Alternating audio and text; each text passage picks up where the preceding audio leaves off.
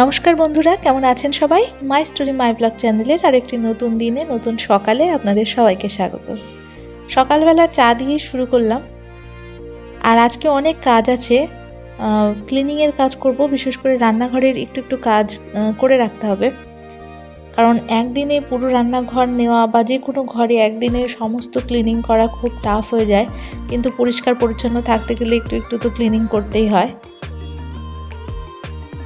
কালকে রাতে এই যে বাদামগুলো ভিজিয়ে রেখেছিলাম, তো ওগুলো ছুলে নিলাম আর সকালের এই যে ব্রেকফাস্ট রেডি করে নিয়েছি। আগে রান্না বান্না করে নেব, কারণ রান্না করে যে যার মতন যখন খেয়ে দিয়ে চলে যাবে তখন আমি নিজের মতন করে কাজগুলো করতে পারবো। তো কাজগুলো শেয়ারের সঙ্গে সঙ্গে আর একটা বিষয় নিয়ে আজকে আলোচনা করতে চাই। সেটা হচ্ছে কিছু কিছু জিনিস আমাদের মাথা থেকে ঝেড়ে ফেলে দেওয়া দরকার। তো এরকম 6টা জিনিস আমার মনে হয়েছে সেটা আমাদের মাথায় থেকে একদম ঝেড়ে ফেলে হালকা হওয়া দরকার। তো সেই জিনিসগুলো কি, সেগুলো নিয়ে আলোচনা করব। আর এখানে প্রথমে আজকে বেশ কিছু জামা কাপড় ছিল, তো সেগুলো ভিজিয়ে রেখে দিলাম। তো প্রথম পয়েন্টে যে জিনিসটা আমাদের মাথা থেকে ঝেড়ে ফেলে দেওয়া দরকার বলে আমার মনে হয় সেটা হচ্ছে চিন্তা। এবার চিন্তা তো দু রকমের হয়, ভালো চিন্তা আর একটা হচ্ছে দুশ্চিন্তা বা খারাপ চিন্তা ভাবনা। তো ভালো যতটুকু না আমরা চিন্তা করি তার থেকে খারাপটাই হয়তো বেশি ভাবি। তো ভালোই বলুন মন্দই বলুন, সব কিছুই মাথা থেকে ঝেড়ে ফেলে দেওয়া দরকার। কারণ অনেক সময় আমরা মন্দ দিকটা বেশি ভাবি, যে কি হবে, এটা না হলে ওটা কি হবে। বা যদি পজিটিভও ভাবি, তো পজিটিভ ভাবার কিছু পজিটিভ দিক আছে, সেটা আমাদের উপরে এফেক্ট করে ঠিকই, কিন্তু অনেক সময় পজিটিভ ভাবতে গিয়ে আমরা দিবা স্বপ্ন দেখি, যেটা হয়তো বা বাস্তবে আমাদের সঙ্গে হবে না। তো সেরকম কিছু আমরা ভাবতে থাকি, তো সেই ভাবনার তো কোনো দাম নেই।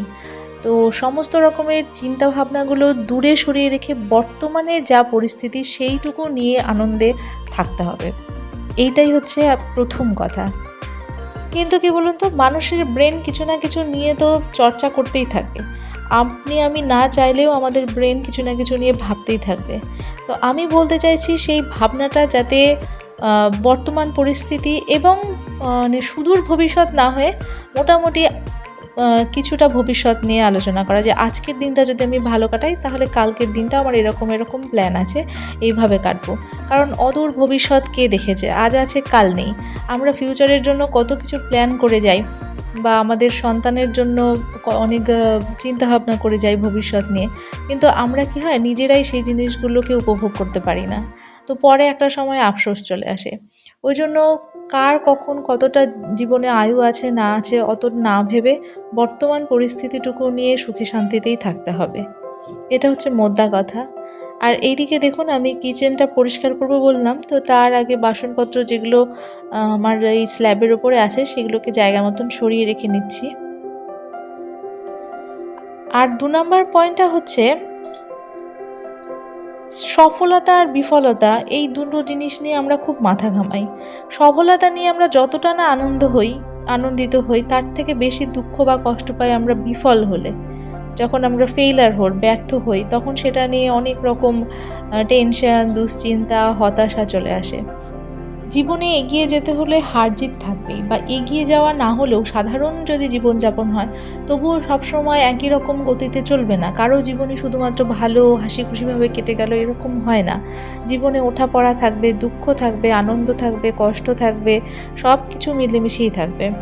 তো স্ট্রাগল করে যেতে হবে। এমন না যে কোনো স্ট্রাগল থাকে না কোনো জীবনে, কারো জীবনে এরকম হয় না। প্রত্যেকের জীবনেই স্ট্রাগল আছে। কাউকে না কাউকে বাধার সম্মুখীন হতেই হয় একটা সময়।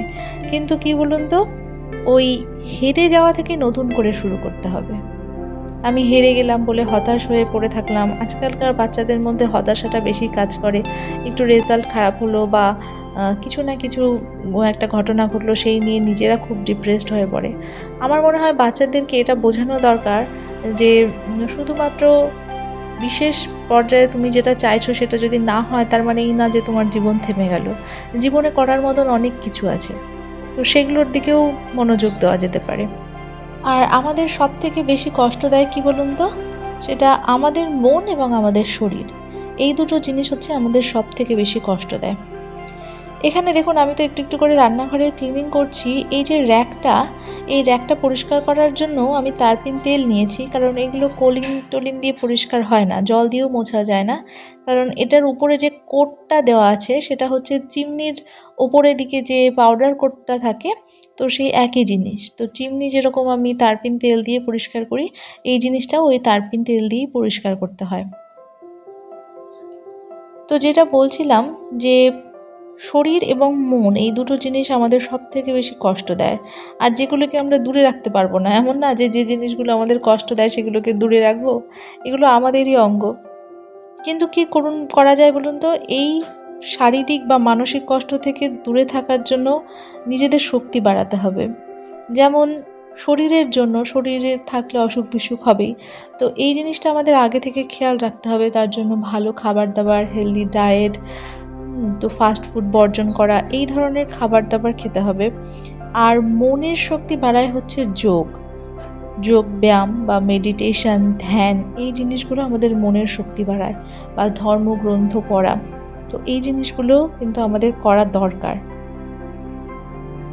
হয়তো আমার কথাগুলো আপনাদের কাছে একটু উপদেশ সুলভ শোনাতে পারে, কিন্তু এই জিনিসগুলো একদম বাস্তব, যে কিছু কিছু জিনিস আমাদের যেরকম বর্জন করতে হয়, ত্যাগ করতে হয়, সেরকমভাবে কিছু কিছু জিনিসকে আঁকড়ে ধরতে হয় বেঁচে থাকার জন্য।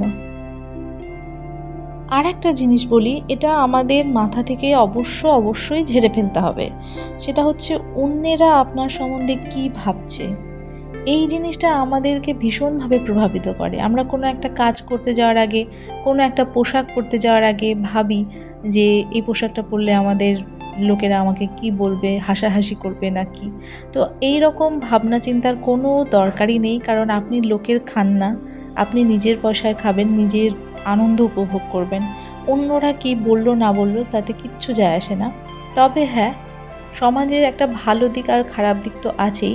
এমন কিছু আমাদের করা উচিত না যেটা নিজেদের মানে স্বাধীনতা প্রকাশ করতে গিয়ে এমন কিছু করা উচিত না যেটা সমাজের পক্ষে কুদৃষ্টি সুলভ হয়। তো সেই দিকটাও একটু মাথায় রাখা দরকার। কিন্তু অন্যেরা যদি নেগেটিভ কমেন্ট কোনো পাস করে, তো সেই সমস্ত জিনিস নিয়ে মাথা ঘামানোর কোনো দরকার নেই। এই জিনিসটা হয়তো সবসময় সবারই মনে হয় যে কেউ যদি আপনার আমার সম্বন্ধে খারাপ বলে, একটু আমাদের প্রভাব পড়বেই। কারণ আমাদেরও মন তো, তখন মনে হবে কেন, আমি তো খারাপ কিছু করিনি, তাহলে আমার সম্বন্ধে কেন এরম বলল। কিন্তু মানুষের কাজ হলো বলা, সেটা বলবেই। তো ওই সমস্ত জিনিসে পাত্তা দিলে হবে না। আপনার যদি কোনো লক্ষ্য থাকে তাহলে এগিয়ে যেতে হবে। আর এখানে রান্নাঘরের গ্লাসটাও আমি আজকে পরিষ্কার করে নিচ্ছি, সেই সঙ্গে পুরো স্ল্যাবটাও পরিষ্কার করে নিচ্ছি। ৫ নাম্বার পয়েন্টে একটা কথা বলি, সেটা হচ্ছে সময় নষ্ট করা। সময় নষ্ট করা বা অলসতা করা আমাদের একটা মানে হ্যাবিট হয়ে গেছে। তো আমার মনে হয় নিজেকে ভালো রাখতে গেলে সময়কে কাজে লাগাতে শিখতে হয়। ধরুন আমার কোনো কাজ নেই, মানে আমার সংসারের সমস্ত কাজকর্ম হয়ে গেছে, তারপরে আমি অবসরটাকে কিভাবে কাজে লাগাবো? আসলে অবসর সময়টাকেও কাজে লাগাতে হয়, কারণ এই সময়টাই আমাদের মাথার মধ্যে ঘুরপাক করতে থাকে নানা রকম কিছু। যখন ব্রেনটাকে আমরা একটু মানে কোনো কিছু থেকে আড়াল করে নিজেরা রেস্ট নিতে চাই, কিন্তু ব্রেন তো রেস্ট পায় না, তখনই পজিটিভ নেগেটিভ জিনিসগুলো ভাবতে থাকে। তো এই সময়টাকে কাজে লাগাতে হবে নিজের পছন্দ মতন কাজ করে। দরকার হলে দাবা খেলুন, লুডো খেলুন, ছবি আঁকুন, গান করুন, বাচ্চাদের সঙ্গে বা ফ্যামিলি মেম্বারদের সঙ্গে গল্প করুন, বই পড়ুন, সেটা যে কোনো ধরনের বই হতে পারে, ছড়ার বই, গল্পের বই, নভেল, যাই হোক না কেন। ডান্স করুন, যারা নাচ করতে ভালোবাসেন ডান্স করুন, ধ্যান করুন। তো এই জিনিসগুলো অনেক হয়তো হতে পারে যে আমি কেন করব, বা আমি পারি না তাহলে কেন করব, আমি একটু শুয়ে রেস্ট করি। শুয়ে রেস্ট করাটা ভালো, কিন্তু রেস্টের নামে সময় অপচয় করা ঠিক না। যেমন আমরা মোবাইলে কিন্তু খুবই উল্টোপাল্টা জিনিস দেখি, সময় নষ্ট হয়। আমরা ফেসবুকে যেয়ে জানি না, আমার তো এরকম হয় যে যেদিন আমি ফেসবুক ওপেন করি সেদিন অনেকটা সময় নষ্ট হয়, কিন্তু অ্যাকচুয়ালি কি দেখলাম না দেখলাম শেষমেশ কিছুই বলতে পারবো না।